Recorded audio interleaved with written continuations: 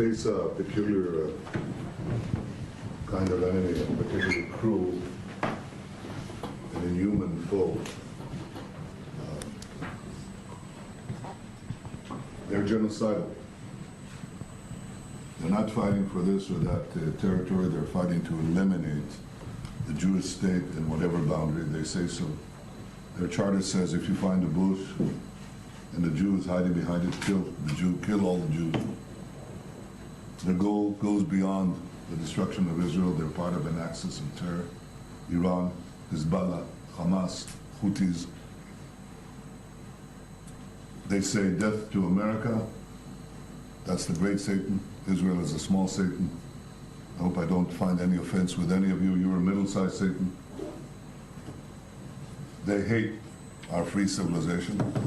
They want to bury it. They have an ideology that is mad. In the 21st century, after the Enlightenment, after the scientific revolution, after the advance of human rights and democracy, this is sheer madness. I don't give it relative moralism that says, moral relativism that says, well, they have their society. They can do these horrible things to women. They can do these horrible things to human beings. That's their value system. That's not a value system. That's something that has to be fought. And one thing that we discover in the 21st century is that our assumption that we can live our civilized lives in our advanced countries, seeking peace, prosperity, and progress, and we can just sit back and the barbarians will not come back. They come back. They come back in many places. And if we are unwilling to fight the barbarians, they will win. And your moral values do not stand up if you're not willing to fight for them. Here is a classic case of savagery and barbarism against civilization. Now, this savagery has two techniques. One is to deliberately target civilians. What the terrorists do is erase the sense of sin. They say everyone is a target. These girls in a music festival, these women, they're targets. Babies, they're targets. Old people, they're targets. Holocaust survivors, they're targets. Everyone is a combatant. Everyone.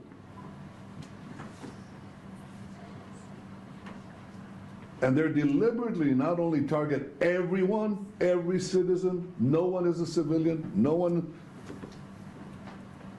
is exempt from their murder, from their horror. They also hide behind their civilians. They deliberately implant themselves in hospitals, in schools, in residential areas, in UN facilities. They fire their rockets from there. Thousands of them.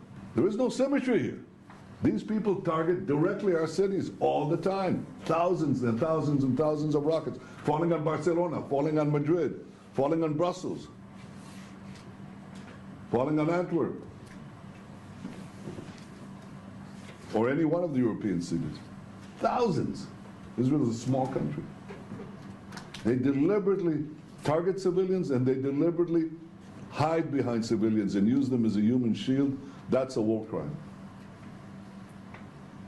So what is a democracy committed to the laws of war supposed to do? Do the laws of war give exemption to such criminals?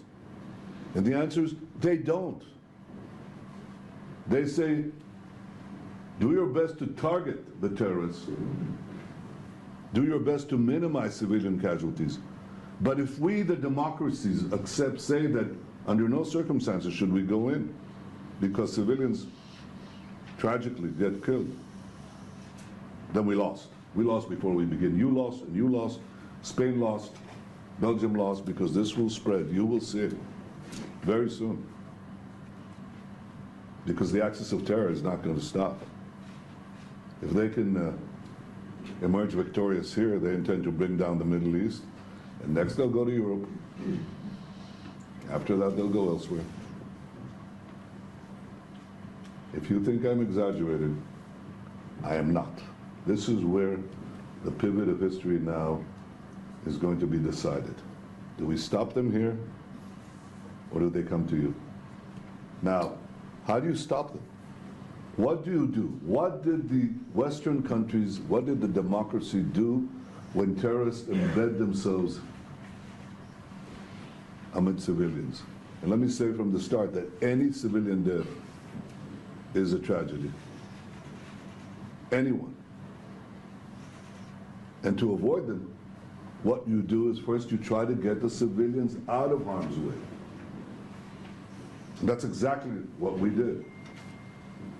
We asked, called, sent leaflets, phoned the civilians in the areas where we were going to hit the terrorists, the Hamas terrorists. And we said, please leave. When they tried to leave, Hamas kept them at gunpoint. Stay, because Hamas doesn't care that their civilians are killed. This is a messianic death cult that hides in the bunkers. As one of their spokesmen said, the underground belongs to Hamas. Above ground, it's the civilians. That's Israel's problem and the UN problem, not their problem. On the contrary, it's their shield. So what do? We ask them to leave. Hamas tries to stop them from leaving. Thankfully, many left. We set up a safe corridor from the north of Gaza, where we were concentrating our effort against the terrorists, to the south. A safe zone in the south, safe corridor to the south. Hamas shot the safe corridor. They fired on the safe corridor, so the people would be trapped in. But they kept on leaving.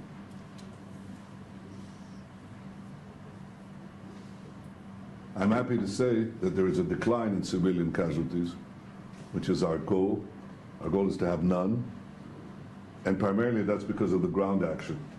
The ground action has resulted in the fact that the warnings that we give are addressed by the population, civilian population. They go south. When they go south, we give them humanitarian support. There are about 150 trucks now going in, probably go up to 200 and beyond.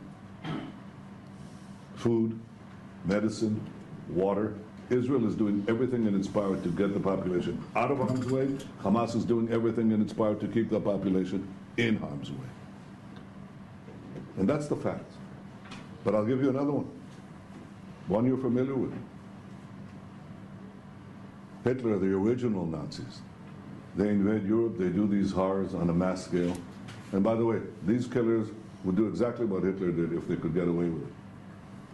The difference is only in capability, not in intent and not in savagery. Hitler invades Europe, perpetrates these horrible savageries, the Holocaust, and so on. And the Allies invade. They invade Normandy. The German army is in the cities. You've seen the footage. The Allies say, no, we can't do anything, we can't fire because they're amid the civilians, of course not. They try to do exactly what we are doing, try to minimize the cost, and then they go through the cities of France and they go through the cities of Germany. And unfortunately, many, many, many civilian casualties occur. I don't know what history would have been like if we had demonstrations and protests in the West against the Allies for incurring German civilian casualties. I know history would have been very different, but we're the Allies, along with the moderate Arabs, with the United States, with Europe. We're the Allies. And they're the new Nazis. And Israel cannot be held to a standard that no one is being held to. We have to fight the terrorists. We're in complete compliance with international law. We seek to minimize civilian casualties, and Hamas seeks to maximize them. And I would strongly urge you to make that distinction, not merely because it's right and just, but because your very societies are on the line. You're next. This is a battle for civilization. It has to be won. We will win it because we have no other choice. We don't have a future if we don't. Hamas has already said we'll do it again and again and again. So we'll have to eradicate them.